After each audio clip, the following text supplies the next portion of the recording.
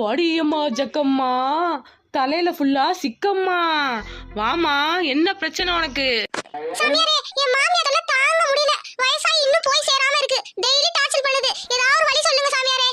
இந்த உலகத்துல இன்னும் மாமியார் பிரச்சனை இருக்கா? சரி இரு. தும்மிடி தும்மிடி ஆயுசு 100 ஆகும். ஜக்கம்மா, நீ தும்மிடி தும்மிடி ஆயுசு 100 ஆகும். ஏம்மா, உங்க மாமியார் தூங்கிட்டு இருக்கும் போது எழுப்பி உன் பையன் எனக்கு 100 பவுன் நகை வாங்கி கொடுத்துட்டான்னு சொல்லு.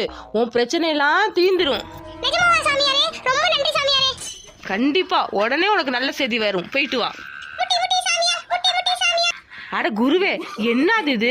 100 பவுன் நகை வாங்கி கொடுத்துருன்னு சொன்னா எப்படி பிரச்சனை தீரும்? ஒன்னும் விளங்கலையே.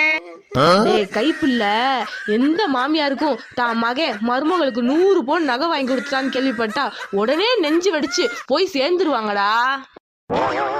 குருவே, நீங்க பெரிய ஆளுதான்.